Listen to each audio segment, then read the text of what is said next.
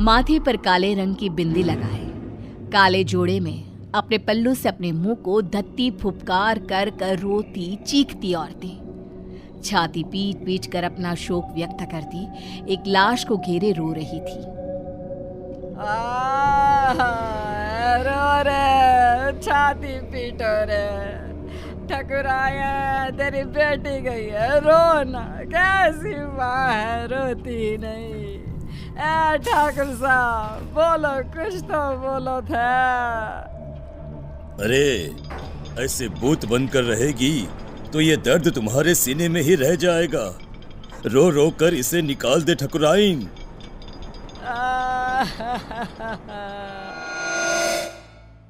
राजस्थान में ये प्रथा सदियों से चली आ रही है।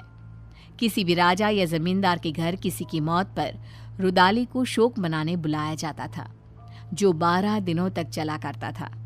ये किस्सा शुरू होता है राजस्थान के एक गांव बिलासपुर के जमींदार प्रेमनाथ के घर से। ठाकुर साहब के घर किसी चीज की कोई कमी नहीं थी। नौकर चाकर सारी खुशियां, बस था नहीं तो एक बच्चा जो उन्हें पिता कहे। प्रेमनाथ अपने बगीचे में बैठे उदास चेहरा लिए सोचते हैं, कब मेरे आंगन में नन्ही सी जान खेलेगी, कब? अरे इतनी संपत्ति किस काम की है? भगवान पर भरोसा रखिए साहब, वो सबका ख्याल रखता है। कल ही मेरी लुगाई को सपना आया था कि ठकुराइन एक बच्ची के साथ खेल रही हैं। क्या सच में? तो वो श्राप जो हमारे वंश को लगा था। अरे अरे अरे, कितने समय बीत गए ठाकुर साहब, अब काहे का श्राप? कितने दिन ही छिपा करता है, हैं? अब तो आप खुशियां मनाइए।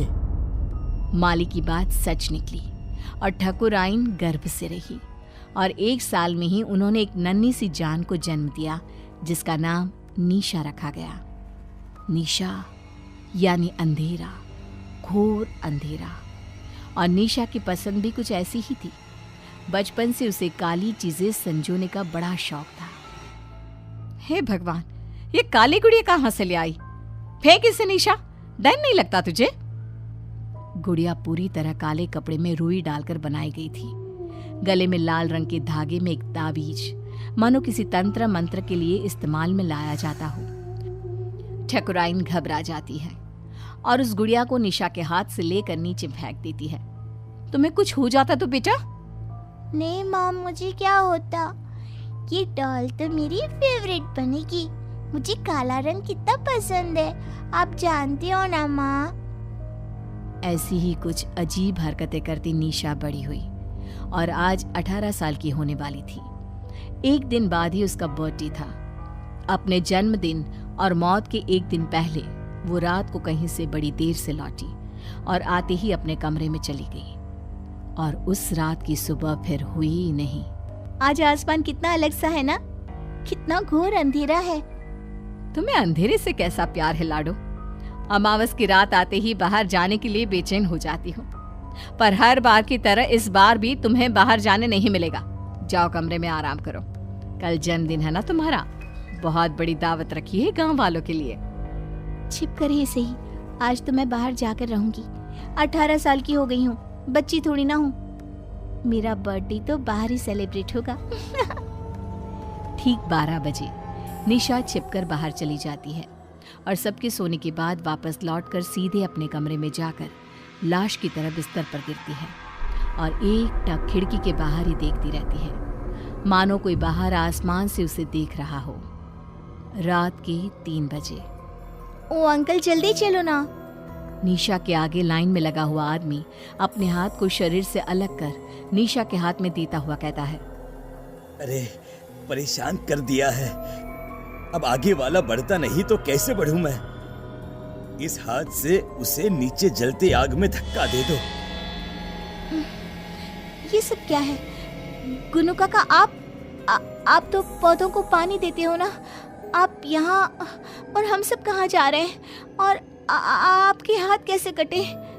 यहाँ कोई किसी का मालिक नहीं और कोई किसी का नौकर नहीं छोटी मालकिन।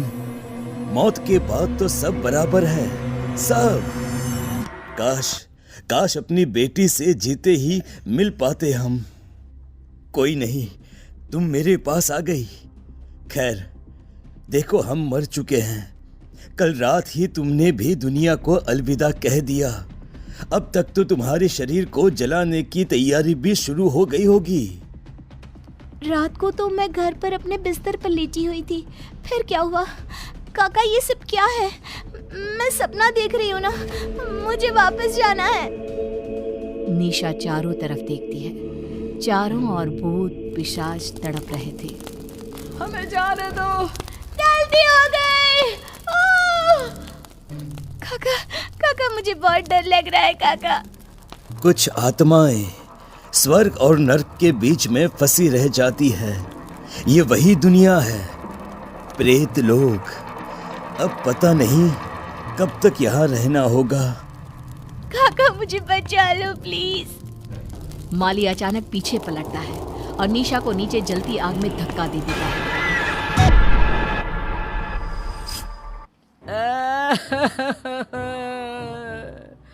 अरे लाश के अंगूठे में धागा तो बांधो।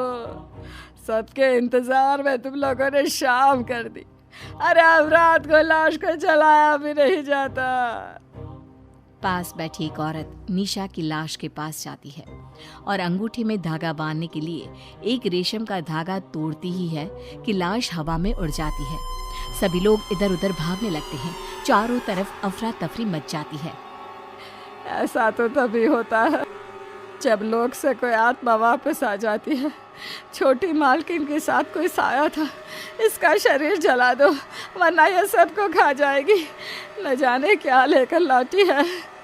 कंचन रुदाली निशा की लाश को पकड़कर उसके सीने में एक पत्थर रखकर उसके कान में कुछ बोलती है। क्रिया कर्म की कोई रस्म किए बिना ही सभी निशा की लाश को जला देते हैं। चली गई मेरी बिटिया। अब तो मेरी गुड़िया मेरे पास ही रहेगी। आखिर क्यों प्रेमनाथ के मालिक ने प्रेत लोक से निशा को बचाया? उस अमावस की रात क्या हुआ था? कंचन ने कैसे उसे अपने बस में किया? जानने के लिए देखिए कंचन रुदाली पार्ट 2।